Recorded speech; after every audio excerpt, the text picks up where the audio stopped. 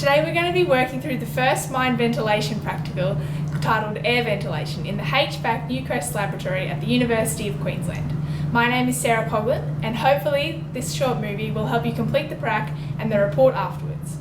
You should all have access to the handout from Blackboard, and having that with you through this movie will help you make sense of the different tasks we're going to go through.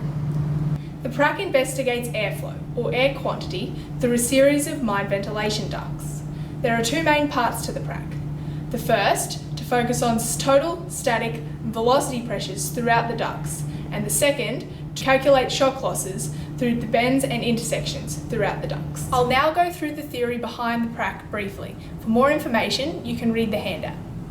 There are three ways to calculate air quantity in this series of ducts. The first is using a pedostatic tube, which calculates the velocity pressure from the difference between the total pressure and the static pressure. This is a pedostatic tube. It sits in the duct like this once inserted, and airflow through the duct is recorded by small sensor holes. These holes around the outside of the tube record the static pressure in the duct, and the readings come from this side outlet here. The inner tube records the total pressure, and those pressures are recorded from this straight outlet.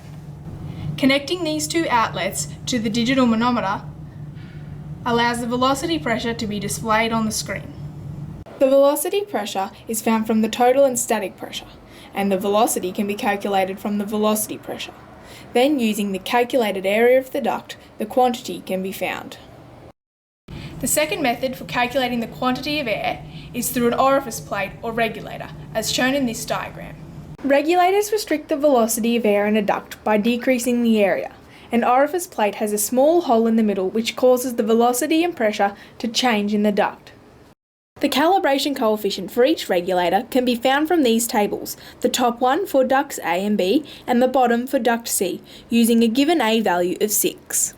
Recording the pressure change across the orifice plate and using the calibration coefficient K for each orifice plate, the quantity of each airway can be calculated from the equation displayed. The final method is by using a Vane anemometer. This is a Vane anemometer. It works by airflow rotating the blades in the fan here, and a gearing and clutch system inside allows the velocity and temperature of the air to be calculated and displayed on the screen, to within an accuracy of about 5%. Quantity is the product of velocity and area. So by calculating the velocity and measuring the area of the duct, we can calculate the airflow through the tube. The temperature will be used to calculate the density of air from the ideal gas law. The final section of the prac calculates shock losses through the bends and T-intersections of the duct through the formula displayed. Shock losses are losses which are caused by changes in the path of travel for the air, including bends, intersections, and change in area of the duct. The shock loss factor X can be found by dividing the total static pressure by the velocity pressure. This is the airway setup for the air ventilation prac. The fan exhausts air through airways A, B and C, creating airflow through the duct. All the points at which data is collected are labelled as shown here along the duct, and these are the regulators here in this section.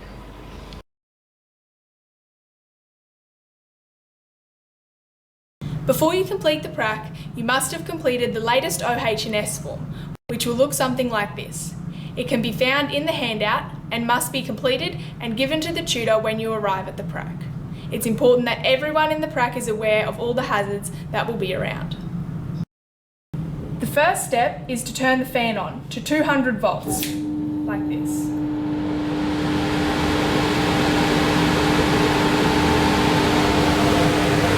Air is now flowing throughout the mine, but you must wait a few seconds to ensure that air is reaching the ends of all the ducts before we record data.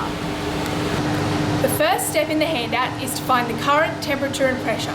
You can find this by googling UQ weather. The information you must fill out next is for table 2 of the handout. Connect the pedostatic tube to the digital manometer like this, as we had set up before. The readings from the manometer will only be accurate if the pedo tube is placed in the middle of the duct. We find the middle of the duct by inserting the pedo tube all the way, like this. Push through until it reaches the far side of the duct. Insert the pedo tube all the way through the duct and place this metal ring on the outside. You can then pull the pedostatic tube out so that this arm of the pedostatic tube is outside the duct.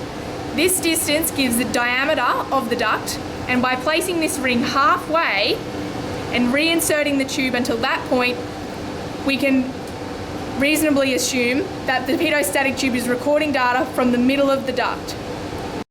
Record data in this way for all 3 ducts in these locations.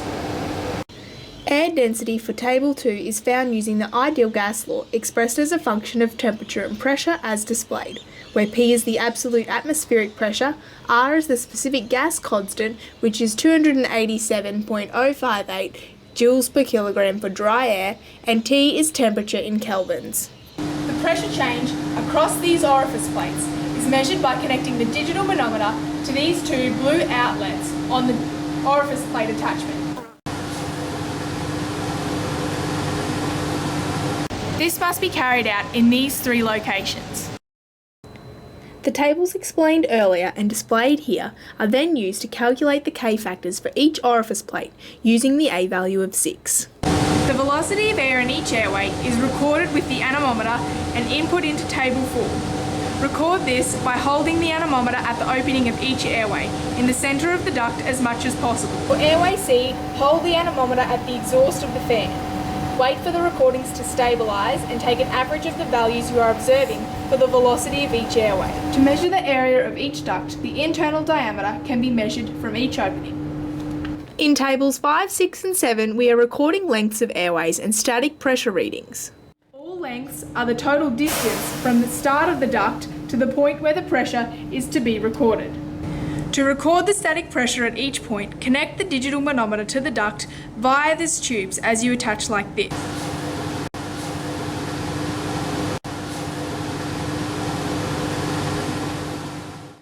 Record the pressure values at the required location in each airway to fill in tables 5, 6 and 7. For calculating the shock losses of the bends and intersections at 200 volts, all the pressures that you require can be found from your recordings in tables 5, 6 and 7. For the bends and intersections at 150 volts, the speed of the fan must be changed as we did originally, but set to 150 volts. Then the readings from A5 and A6 for bend 1, for example, can be used to measure the pressure change and shock loss through this bend. The same process is carried out for all required bends and intersections of the setup. The final section in Table 9 for calculating the resistance of the duct can be calculated using the data previously recorded in Tables 5, 6 and 7 and using the formula P equals RQ squared. For ducts A and B, the pressure changes from points 1 to 0.5 and for duct C from point 1 to 0.6. For the report, you must prepare all data and display it in an effective manner to show the relationships between losses, pressure, airflow and resistance, as well as comparing different methods for obtaining the same measurements. This is the structure the report must follow. It can also be found in the handout. All data collected during the prac should be displayed in the report with explanations for all calculated values. The data showing how pressure, resistance and shock losses vary throughout the duct should be graphed and discussed in the report. You should address error in your report as well. I suggest looking at the marking criteria while completing the report to ensure that no fundamental aspects are overlooked. All reports are due 10 working days after the prac at 5 p.m. Working days exclude weekends, public holidays and the mid-semester break. You must submit an electronic copy through Turnitin and a hard copy through the submission chute in the Hawken building. If you have any questions regarding the prac, feel free to talk to the tutor during your prac or outside of these times by appointment. Finally, if you're looking for the original copy of this movie, it can be found from the link on Blackboard or by searching in YouTube with the keywords displayed.